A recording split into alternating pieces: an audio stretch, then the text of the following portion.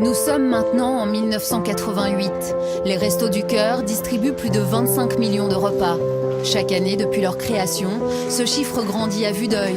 Pour les dirigeants des restos, le constat est sans appel, offrir des repas ne suffit plus. Les restos, c'est la distribution alimentaire, mais les restos commencent aussi à écouter et à entendre les besoins des personnes accueillies et à essayer de construire l'aide la plus complète pour vraiment les aider à sortir de la situation dans laquelle ils se trouvent. Le premier à se lancer à l'époque s'appelle Hugues Segui. Dès septembre 85 et l'appel de Coluche, il était aux côtés des Restos du Cœur.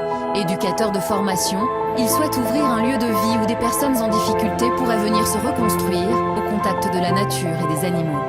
On aurait pu continuer à donner. Si maintenant la personne à qui on donne, on veut qu'elle trouve du boulot, qu'elle ait un logement, etc., il faut mettre un pied dans ce qu'on appelle l'insertion. Les Restos du Cœur et Hugues Segui vont donc aller plus loin dans l'aide à la personne et créer Vogue la Galère. Située au pied des collines de Pagnol dans la ville d'Aubagne, cette ferme d'insertion accueille jusqu'à 19 résidents. Ces anciens exclus de la société qui tentent de redresser la tête peuvent ici poser leurs valises et recommencer à vivre.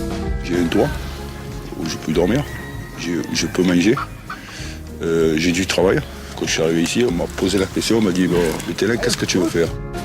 Ici, ceux que l'on appelle des partenaires et non des bénéficiaires ont le temps. Le temps de réapprendre à vivre. Le temps de réfléchir aussi à un projet professionnel. Le temps, cela va devenir la base de la méthode Resto. C'est pas parce que je vais lui donner un repas qu'il va sortir de son problème, mais peut-être en acceptant qu'il ait ce problème, à l'accompagner pour qu'il arrive à faire quelque chose de sa vie. À un moment donné, il faut qu'on te donne les moyens de partir. Aider les personnes en difficulté à reprendre confiance, leur donner les outils pour avancer, c'est désormais le nouvel objectif des restos.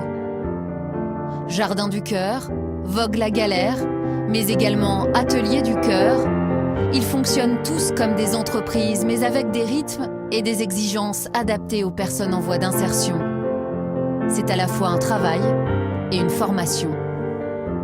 Quand vous êtes perdu, vous ne savez pas trop ce qu'il en est, vous arrivez ici, on vous suit et vous partez du bon chemin.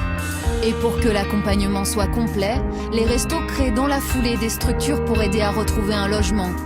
Puis viennent d'autres activités comme les relais bébés ou l'aide juridique. En quelques années, les restos multiplient les activités avec un seul but, donner un coup de pouce aux plus démunis pour les aider à sortir durablement de la précarité. On a évolué, parce que tel que j'ai connu Michel, jamais il ne faisait quelque chose juste pour la beauté du geste. Il n'avait pas l'idée de cesser une action. Donc j'ai le sentiment qu'on n'a pas trahi sa pensée en poursuivant une aide pour sortir les gens d'affaires. C'était ça l'idée première. 30 ans après l'appel de Coluche, les Restos du Cœur comptent une centaine d'ateliers et de chantiers d'insertion qui œuvrent en permanence auprès de 1500 personnes exclues du marché de l'emploi.